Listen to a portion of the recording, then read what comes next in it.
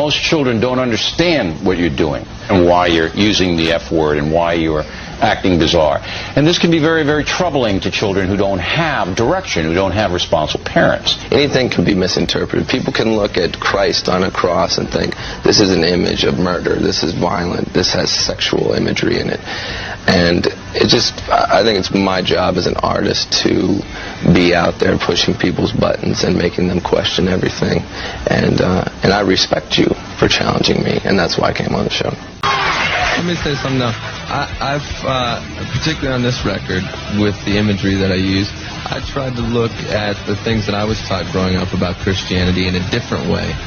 You know, I looked at the image of Christ on the cross and the story of him as someone who was a revolutionary with dangerous ideas, and I started saying to myself, oh, I can relate to this story now. I'm not going to dismiss it, but I'm going to interpret it in a different way. So everybody should, you have to be open-minded. I'm sure when you were young, you didn't want to listen to what your parents were trying to tell you to believe in.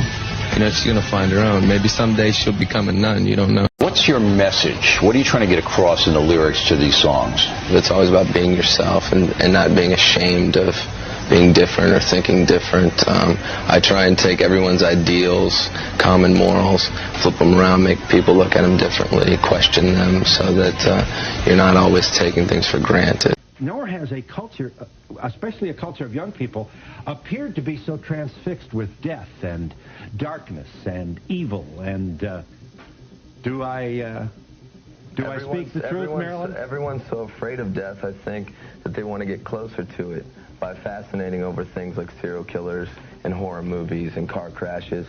And that fear of that danger at these concerts and these mosh pits, I think, people get a sexual thrill from it. I think that excites people. So there's erotica then is a part of moshing? Well, maybe it's not erotic, but there's a term called eustress, and it's people's euphoric feeling over their stress.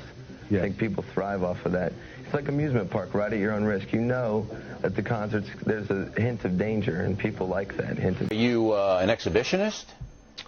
I'm kind of shy, and I think that I take that out by performing in front of a lot of people. That's how I get out my shyness. So, but you've done some pretty bizarre things on stage.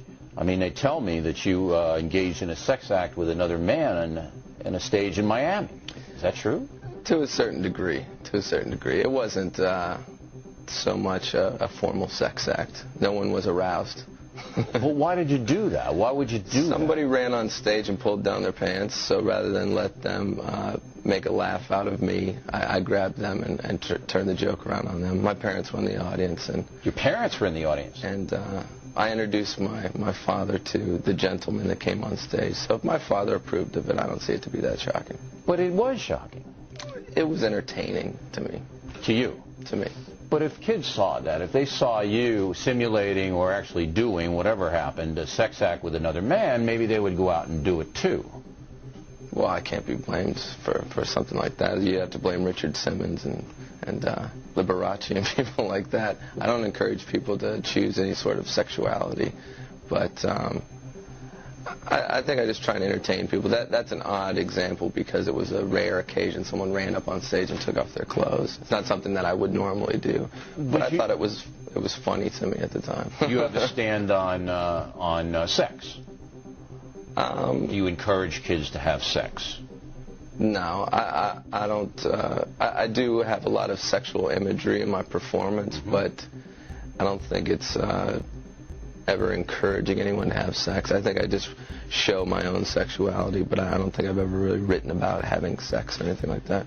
I think that's, again, another thing that parents should be deciding. Okay, but remember now, a lot of kids don't have parents that really care about them, and those kids tend to gravitate to people like you who they see. If a kid asked me, should I have sex, I'd say, how old are you? And I'd say, well, I lost my virginity when I was 16, so there's my inspiration to you. Now, there are rumors about what you do, and then there's the reality of what you do. There are, for example, you do rip pages out of the Bible in your concert. You do wipe your ass with the American flag. Some of these things, you have to admit, are controversial. Absolutely. I mean, they're designed to make people think, but the point with the Bible or a flag is to say it's only as valid as you make it in your heart. A piece of paper. It's all about perception, isn't it, Marilyn? A piece of paper or a piece of cloth doesn't mean anything. It's what you believe. And I want people to think about what they believe. I want them to consider if everything they've been taught, if that's what they want to believe or that's what they've been told that they have to believe.